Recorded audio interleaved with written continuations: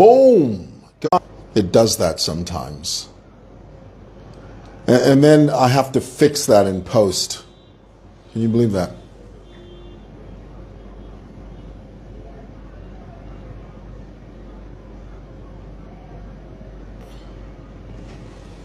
There we go. Have to shift my chair. Guys, tell me in the comments if we're loud and clear, for goodness sake. I have to sit up straight. It's a very conscious decision that I make not to slouch. Because, you know, what you want is your comfortable zone. Sometimes you sit and then you sort of naturally slouch. And that's never a good thing, honestly, really. Guys, do me a favor. Just go ahead and break it down for me. Tell me in the comments if we're loud and clear. I have to shift my chair. Guys, tell me in the comments if we're loud and clear, for goodness sake. Yeah, great. So what I would ask you to do, please, if you can, if you could go ahead and share this broadcast with people that you think would be interested in this conversation. I need a comb. Yeah, we should not do something. Wait. I need a comb, sorry. Namwinga. I need a comb. Sorry. I can't do this without a comb. Here at Simoson, we shout. Okay? Let's just do this right here. And while I'm getting ready with this... it was Namwinga. Sorry for shouting. Sorry. I'm sorry. I need to get a comb. And all that. All right, just give me a moment. I'll be right back, okay? I'll be right back.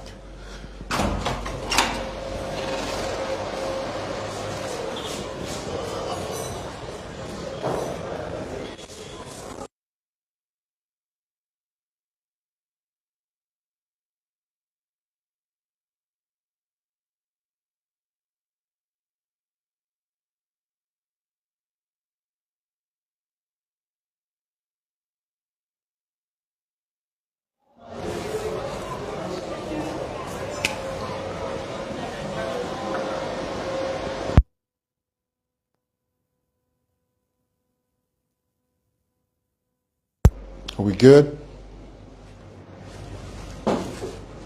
Tell me we're good. Tell me we're good. Yeah,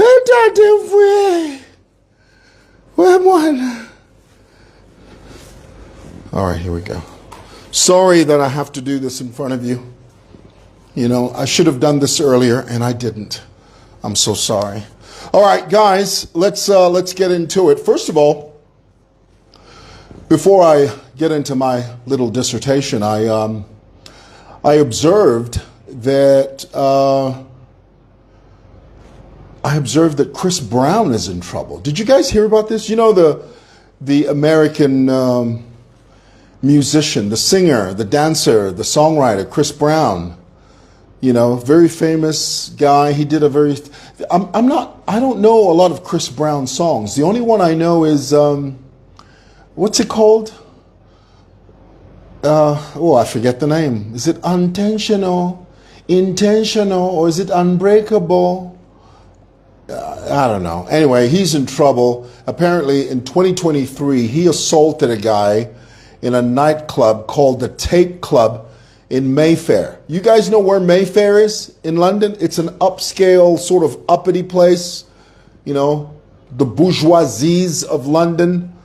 They hobnob at this place called the Tape Club. Well, in 2023, Chris Brown got into some type of physical altercation, and he took a bottle, allegedly, hit some musical producer in the head with a bottle mate in 2023. Now, here's the thing. Rule number one, never get in trouble on foreign soil. It's bad enough when you're in trouble on your own turf. That's bad enough. It's bad enough when you commit a crime in a country of your citizenship. But oh, honey, when you start breaking the law on foreign soil, it becomes very complicated and it becomes very spaghetti. It's intertwined, it becomes very complex.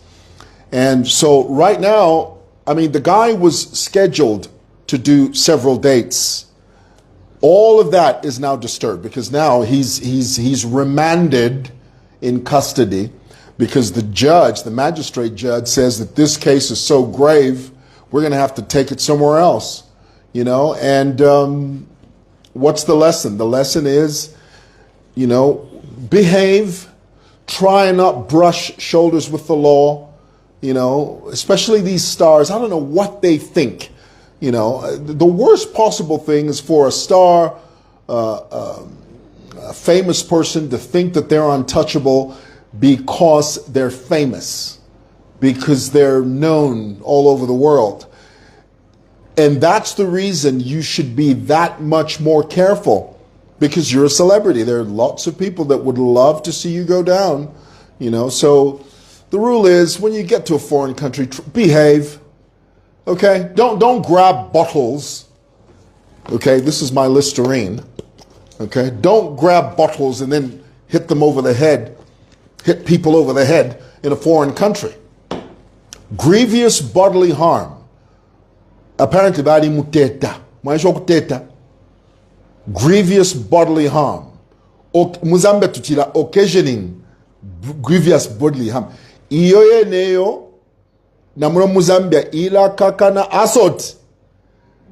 Judge ngambo kube ambo kulanda ti grievous bodily harm. Palina police report. Palina proper medical. Palina proper airtight testimony from the doctor. Nama witnesses opobadi. Bwana chapwa waya Gloria. It's finished. You've gone, Gloria.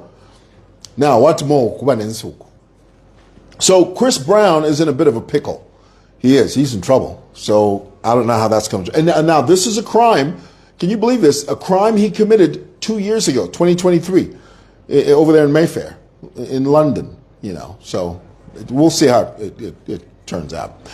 Oh, and by the way, speaking of stars, did you see that altercation? Well, it wasn't an altercation. It was a verbal altercation between Denzel Washington and a photographer at the Cannes Film Festival. Where is Cannes? Is that in France? Educate me, please. Tell me in the comments. The Cannes Film Festival, isn't that in France? Avez-vous entendu du bruit? J'ai vraiment soif. Qu'est-ce que tu fais? Boulangerie. That is all the French I know. Okay, right there in those few sentences, that is the only French I know.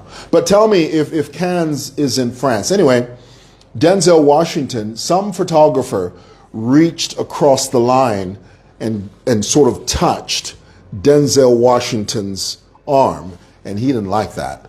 Because, you know, these stars, they don't want to be touched, and I don't blame them, okay? Because you never know. The same reason when stars sign autographs, they never take the pen with them, because that pen could have a microphone in it, it could have some type of little explosive in it, or so when they sign an autograph, immediately they give it back to the person, or they turn around. I know Tom Cruise does this, turns around, gives it to his assistant, and they never walk around with a pen given to them by a fan.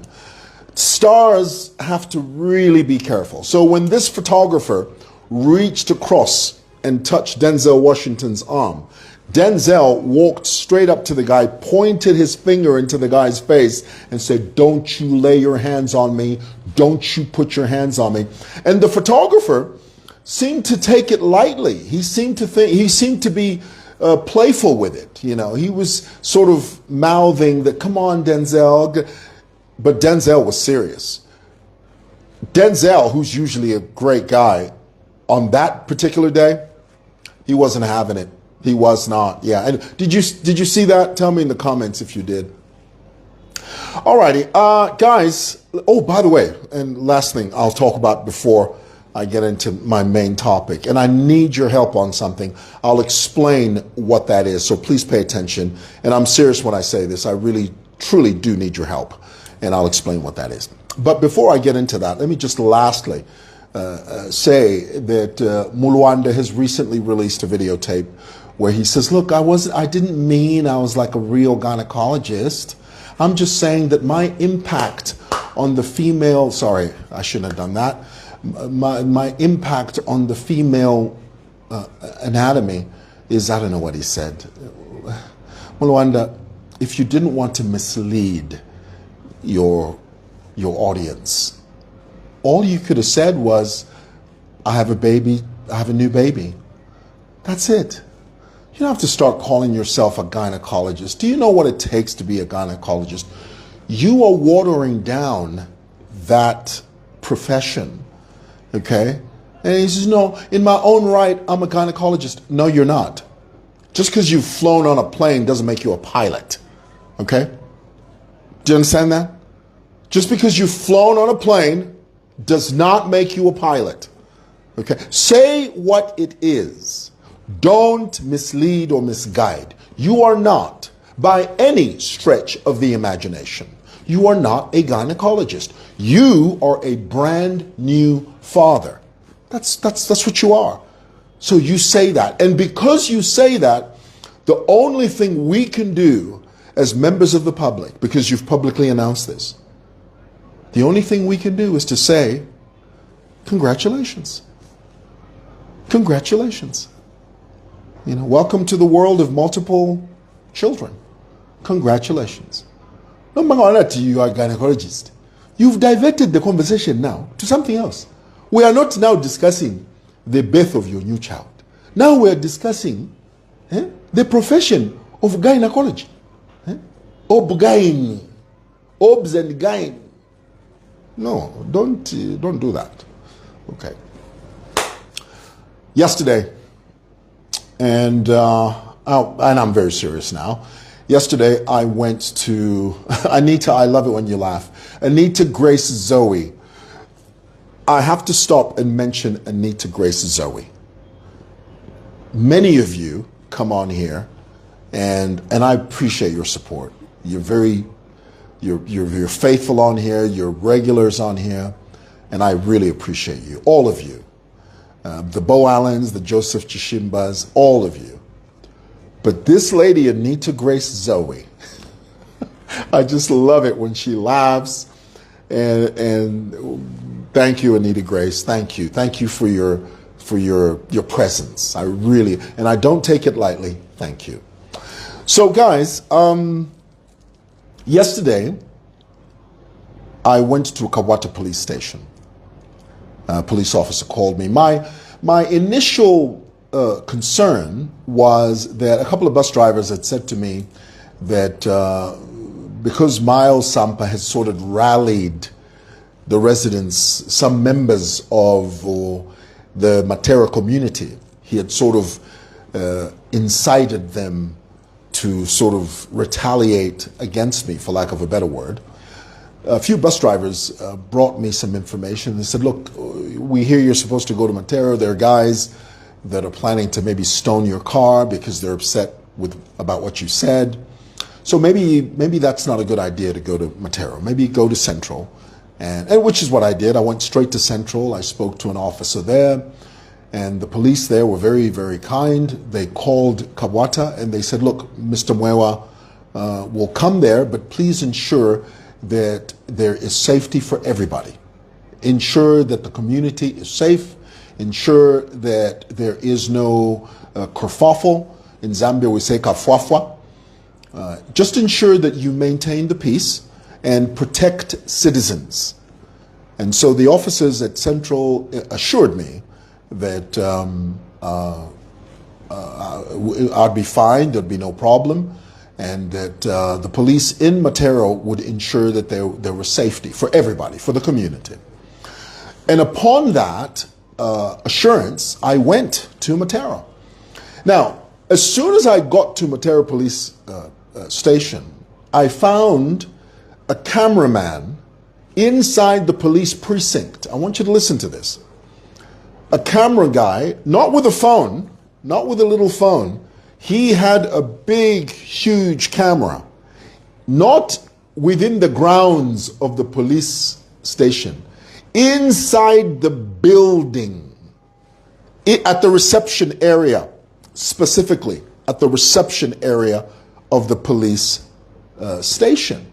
And this man was recording. Now, I know for a fact the police never allow anyone to record anything, not only on the grounds of the police, but especially within the four walls of the police station, whether it's a post, a station.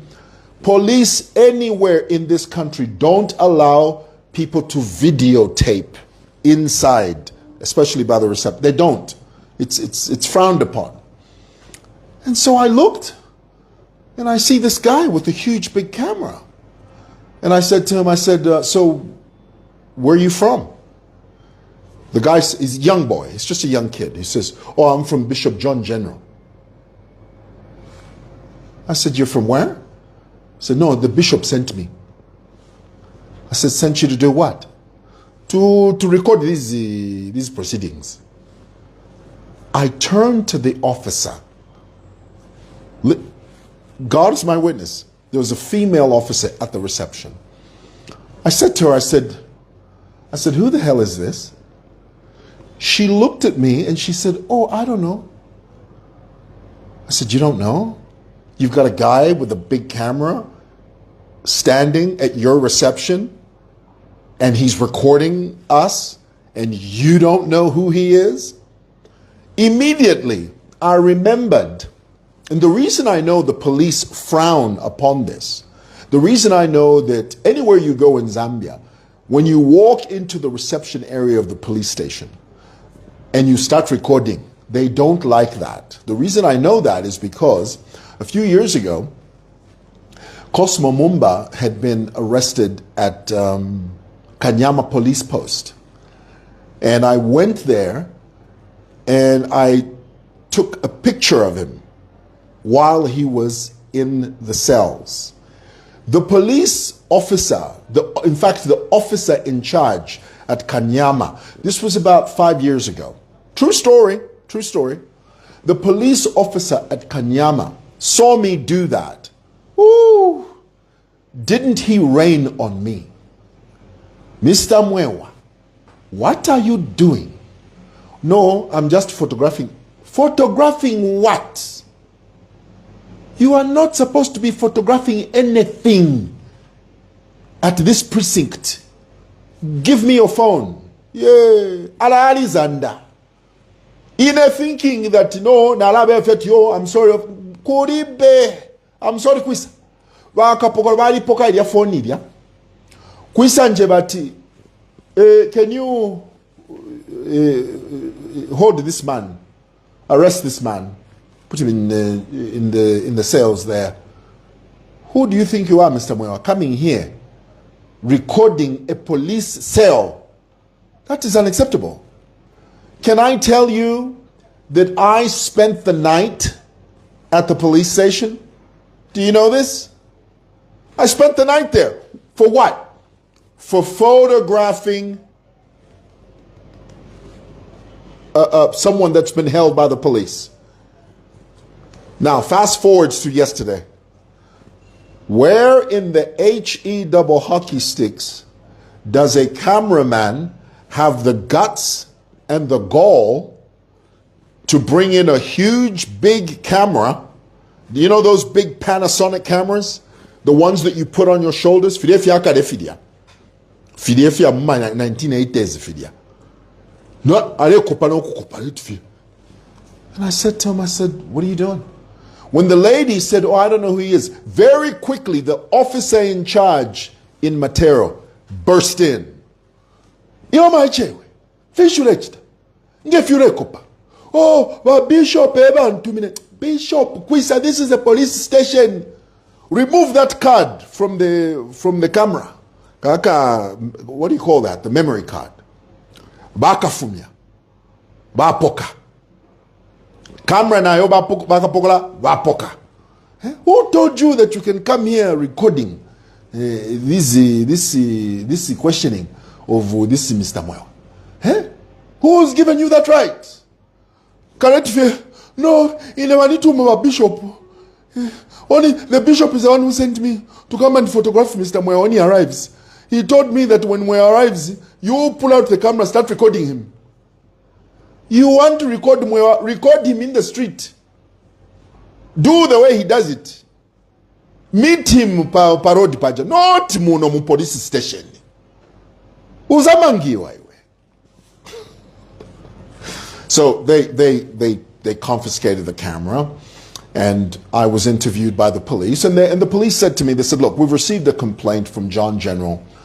He feels, John Inundwe, this false prophet from Matero, he feels aggrieved that you refer to him as a false prophet. And so he says that the miracle he performed in his church, where a man that had been paralyzed for years all of a sudden miraculously stood up and started to walk. He said that he didn't like the fact that you referred to that miracle as fake. And so he's brought this complaint to you. Not only that, he's brought this complaint to us. Not only that, John Nundwe, I don't call him bishop because that insults the title of a bishop. John Nundwe came with the SAMPA, and the SAMPA is equally complaining that you referred to Matero as everything being fake. I said, officer, I'm talking about the perception of inauthenticity. That is the label that the community has. It's like referring to Chibolia as a drug-infested community. It is the perception. It is the description, the general perception of a community based upon its characteristical attributes and its traits. So the officer says, well, you know, Miles Sampa has come here as MP for Matero. He's come here as the people of Matero, and he has complained that you have disdained, you have soiled the name of the residents of Matero. I said, officer, first of all, Miles Sampa does not represent every single person in Matero. He is an elected official, but he is not the physical embodiment. He is not the physical representation. Matero does not live vicariously through Miles Sampa. He's simply an elected official that was elected into office by a group of people in Matero. It doesn't mean that every single person voted for Miles Sampa. Some voted for him, others voted against him. But the majority voted for him, but not the entire Matero. So it is erroneous.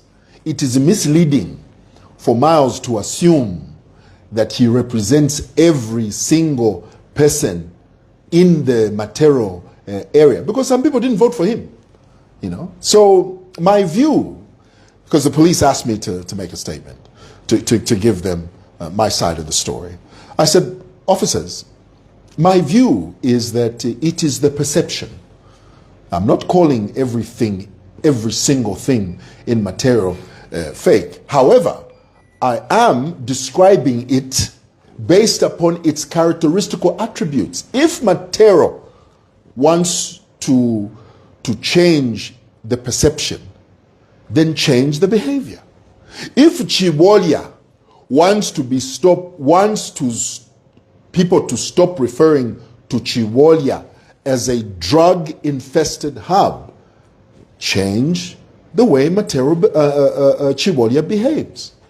It is the characteristical attribute and the perception thereof. That was my point.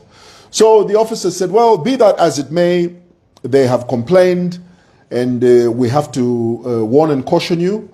And our advice to you is meet with them and try and sort this thing out. Otherwise, if you don't, this matter will proceed further. I said to the officers, For me to meet with Miles and Johnny Nundwe, it would be me legitimizing the type of con scamming that John Nundwe does there in Matero. That thing of bringing a crippled person or a paralyzed person, claiming that they were paralyzed for years, praying for them in a church, and then a person all of a sudden standing up.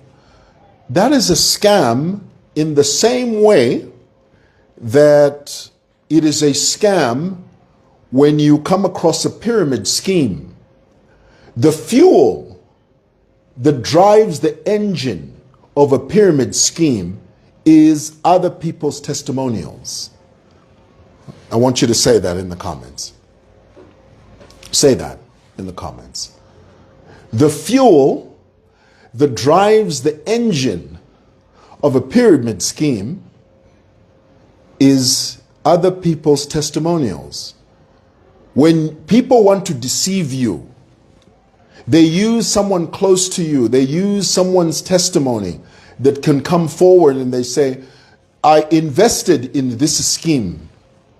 I am a beneficiary of this scheme.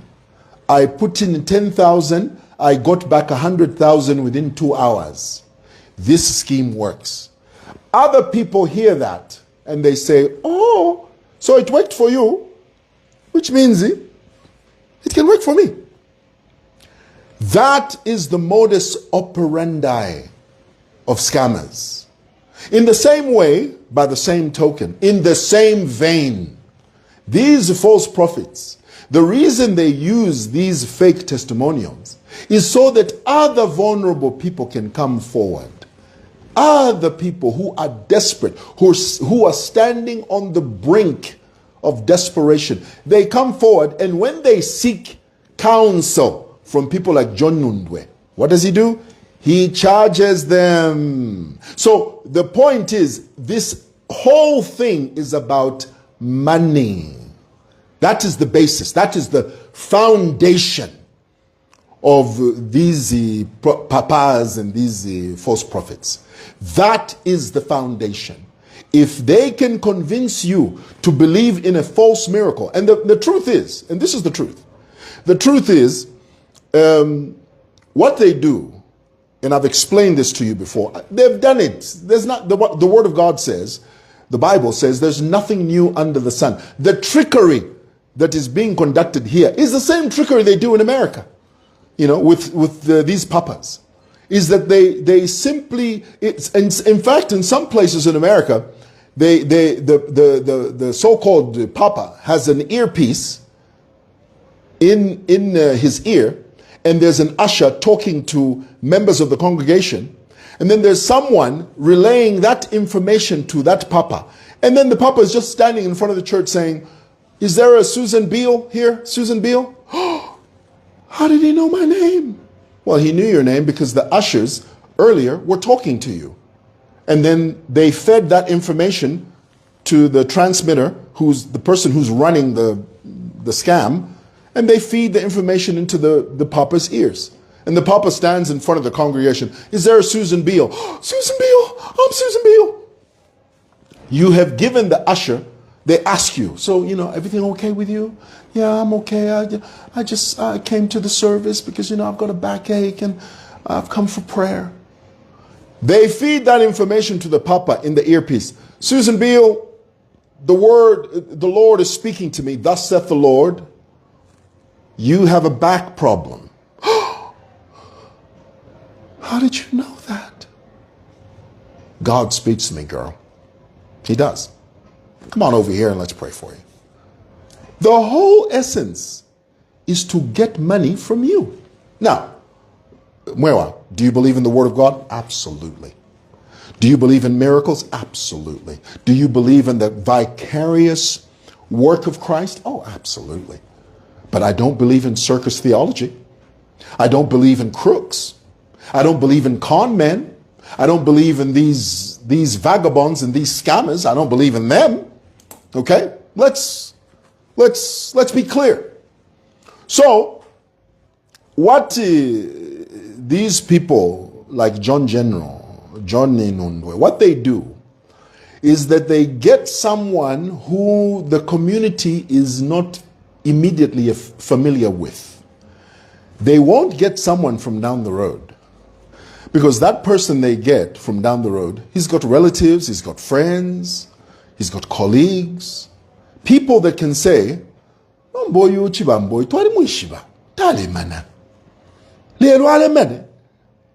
so they have to get someone from some far, sometimes, and I've said this before, I'll say it again, and I'll not stop saying it.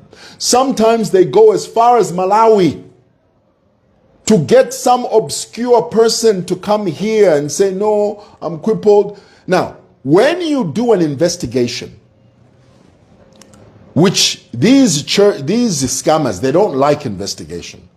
They don't like for you to dig deeper. They don't like that. What they want you to accept is that video they posted on Facebook. Just accept it. Ali Lemana, Tuamu Pepela, Apola, Chapa. Oh, don't ask. You are full of doubt.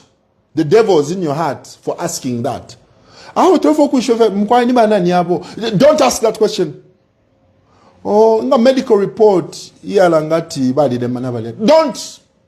Don't ask. Oh, don't ask where the parents live. Oh, so don't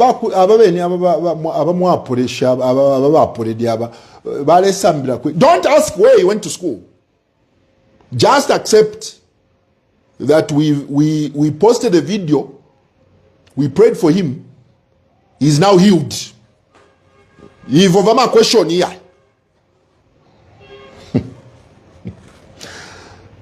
Do you see how much of a scam it is? The moment you begin to ask deep questions, who's this man? What's his name? Where does he live? How long has he been paralyzed? Which hospital did he go to where he was treated? And then eventually he was brought. They don't like those questions. They don't. So my request to you, I'm asking you, anyone that knows any information about that man, that video is it's everywhere. It's on Webantu, Zambia Reports. You can clearly see that man's face. And I keep saying to you, we are people that live in communities. If there's anyone out there, and I mean this when I say this to you, anybody out there that knows who this man is, that knows his whereabouts, please tell me. I'd like to talk to that man. Anybody that knows anything about his relatives, his family, his friends, I'd like to talk to that man. This was a scam designed to deceive John Inundwe's followers into legitimizing a scam so that he can get more money and more followers, and so that he can charge you more money when he says, Bwera tipange, Bwera tikumane. It's all a money game. And in the same way that a scammer who solicits money from you using crooked means, in the same way that that is a crime, it is also a crime to use false so-called miracles to deceive the general public. That, my brothers and sisters, is wrong. So, you guys know where I am. I'm in Simoson Building. My number, you know my number. Anyone that has any information, his name, where he lives, who he is, he's a human being. He's not some fleeting angel that flew through here and left and went back to celestial heaven. No, he's a member of a community somewhere. Somewhere. And somebody knows him. Remember, there are 6 degrees of separation between all of us. All of us know someone that knows someone that knows someone that knows that person. It's called the 6 degrees of separation. Okay. Thanks for watching. You know where I am. I'm not apologizing for this one. We're going to take this one to the end. We will go where the evidence takes us. Thanks for watching. Bye.